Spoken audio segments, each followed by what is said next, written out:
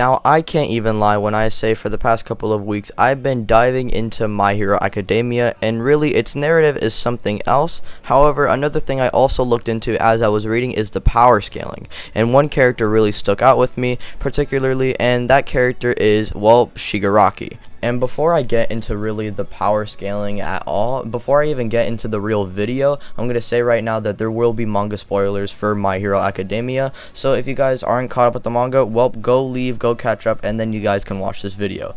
And with that being said, well, we do know that Shigaraki, in the recent chapters at least, has been shown to be, well, reborn. He's actually gotten a lot more powerful, and it is implied that he is, well, exponentially more powerful compared to any Shigaraki we have seen up until this point. And the Shigaraki we are going to be using is not that reborn Shigaraki, since he hasn't even done anything yet. We just seen him that his transformation is complete.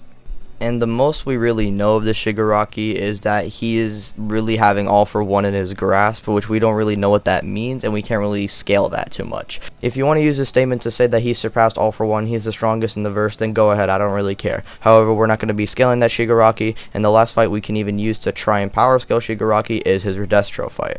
Now, to really start diving into Shigaraki, we have to acknowledge that there are two forms of Shigaraki that we are going to be scaling. There is the Season 1 to Season 2 Shigaraki, which is basically the one without the coat, and then the one which is post All for One being put in jail where he has the coat and now he is the leader of the League of Villains, and this is basically the Shigaraki that fights Gigantomachia and Redestro. So I think it'll be appropriate to actually go over the Shigaraki that doesn't have the coat on, since, well, this is his first appearance. And to make sure we can get the full scale, we will go over his origins as well. So with that being said, let's get right into this video.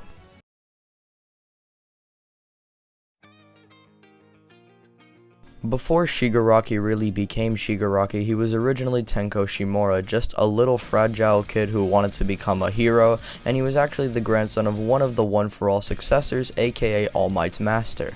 Now the thing is that this kid just simply wanted to become a hero. However, his hero-hating father was not tolerating that, and one day he just snapped and actually hit Tenko.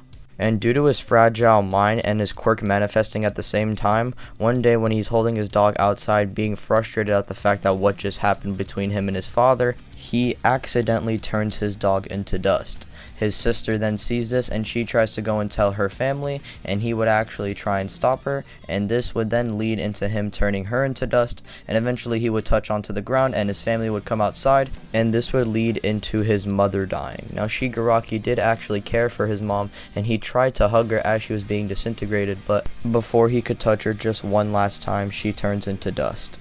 Now after this, his father comes outside, and this is the first time he actually kills someone with intent. After this, he was just a homeless kid on the streets that no one acknowledged until All For One then picked him up and gave him the name Tomura Shigaraki. And after this point, Shigaraki becomes All For One's pawn because, well, without him, Shigaraki would still be a kid on the streets and potentially probably dead. And with that being said, he just becomes All For One's killing machine, killing random people easily just by disintegrating them, and just using his devastating quirk Decay to All For One's advantage. Speaking of Decay, this quirk allows him to basically turn anything into dust as long as he comes into contact with them. So this means he can basically ignore durability. So with this is actually a pretty impressive quirk, because this basically means is no matter what, as long as he outspeeds you and comes into contact with you, this basically allows him to, well, turn you into dust. Now that's also a thing that we're gonna have to actually go over, because in terms of really AP, Shigaraki never destroys anything too much. He destroys the skin off of Aizawa's elbow, and that's really about it. In terms of speed, I do think he should at least be relative to that of Aizawa, because he is able to actually react to him and even tag him, which would at least put him in the top of the food chain at Season 1, because Katsuki, even when enraged, was able to be stopped by Aizawa, and he was also able to react to people like Kirishima, who actually attacks with Bakugo at the same speed. Shigaraki specifically, not Aizawa. So this basically allows Shigaraki to have speed that at least puts him on the levels of Bakugo, and Bakugo already in Season 1 is already one of the fastest characters we have seen. And I say that because Bakugo and a couple of other Class 1A students are really the only characters we get to see. Season 1, it doesn't really show too much of Class 1A's real capabilities. So the most we can really go over is, well, Shigaraki is able to react to people like Aizawa, and Aizawa is able to stop people like Bakugo. And with this speed combined with his quirk, this would allow him to be at least a super top tier in Season 1, because he would at least be relative to them in speeds, which allows him to actually give him a chance to touch them and come into contact with them, which means there is a possibility that Shigaraki can literally one-shot them, which I am confident he could at least do that to Bakugo. So with that being said, I think that Shigaraki is at least in the same tier with Aizawa, at least in speed, and I do feel like Shigaraki in Season 1 isn't really too impressive because, well, we haven't even gotten to the beginning of the scaling, necessarily, because we haven't even gotten to how fast he is, if he's FTL, massively hypersonic, which is basically what we are going to get into, because he actually shows off feats that allow him to get to these levels. So we will now continue on with Season 2 to Season 3. In Seasons 2 to 3, Shigaraki doesn't do too much, however all of his feats are actually kind of decent. He's able to attack at the same speed as Dabi, and even when Bakugo tries to hit him with an off-guard explosion while he's kidnapped, he's able to take it just fine.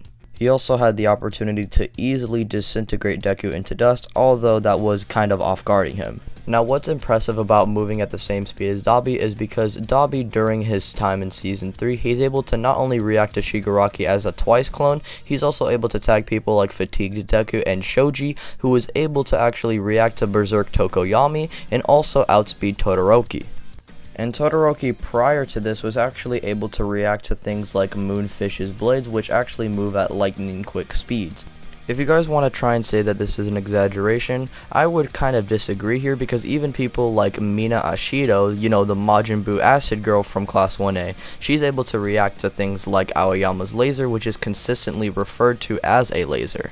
And you could probably make a case for Todoroki to be at least relative to Mina, if not above her, and this would allow Shigaraki to at least move at those relative speeds, since Dabi is able to outspeed Todoroki, and Shigaraki is able to move at the same speed as Dabi, which would allow Shigaraki to get some FTL scaling, or at least light speed scaling. So this means by at least Season 2 to 3, Shigaraki should be massively hypersonic, and Shigaraki only from here on out gets exponentially more powerful, like stupid strong.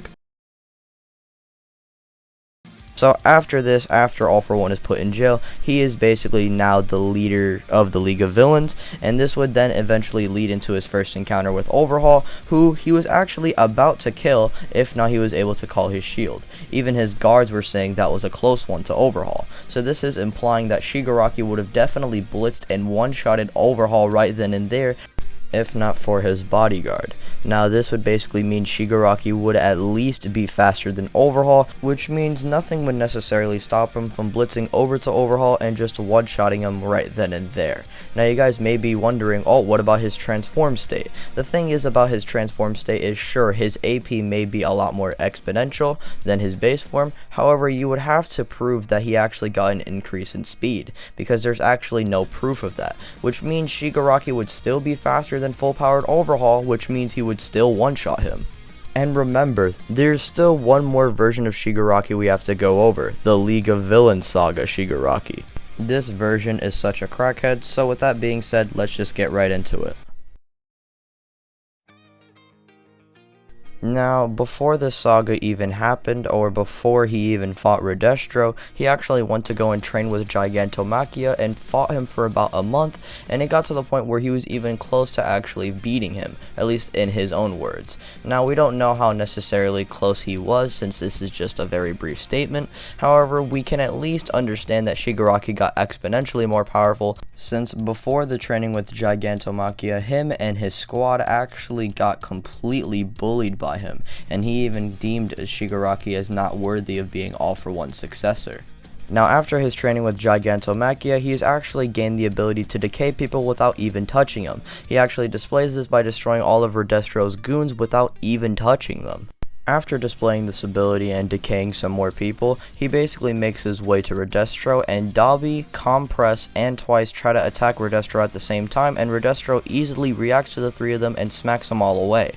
After this, Shigaraki is left to combat Redestro alone, And Redestro at first does kind of bully on Shigaraki, however he does understand that he is getting more powerful and he is a lot more different than he was before, and he then pushes himself to 80% and then 100% and eventually even 150%, and Shigaraki just simply decays him in one attack and then proceeds to destroy an entire city. So Shigaraki pre-training with Gigantomachia was only able to basically almost kill people like Overhaul.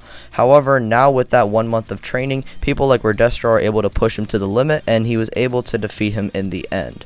Now, Shigaraki at this point should at least be FTL, because you're basically saying that Mina is faster than people like Mirio, which just simply isn't the case. Mirio is able to destroy all of Class 1A, and he's also able to even outright react to Aoyama's laser while having a conversation with Deku, which should at least be FTL plus based on a calc I will be leaving down in the description. And Overhaul is able to at least put up his hands in time while Mirio is attacking him, before Mirio just phases through him completely, and even beforehand Overhaul is also able to react to him again. So with this scaling, Shigaraki should at least be in the same tier, if not far above, the likes of Overhaul, who is able to semi-react to people like Mirio, which Mirio is at least FTL plus based on the calc of him reacting to Aoyama's laser, which I will leave down in the description below.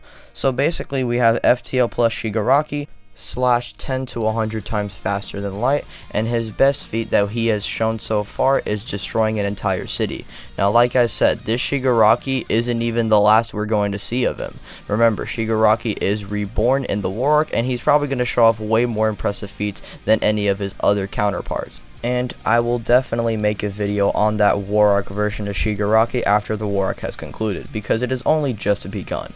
And with that being said, that will conclude this power scaling video, and if you guys do want more, be sure to hit the like button, also subscribe and hit the notification bell if you are new, and comment down what character from My Hero Academia would you like me to scale next. With that being said, my name is Tyler. Be sure to join my Discord and follow me on Twitter down in the description. And with that being said, I'm gonna get up out of here. Peace out. Thank you guys for watching.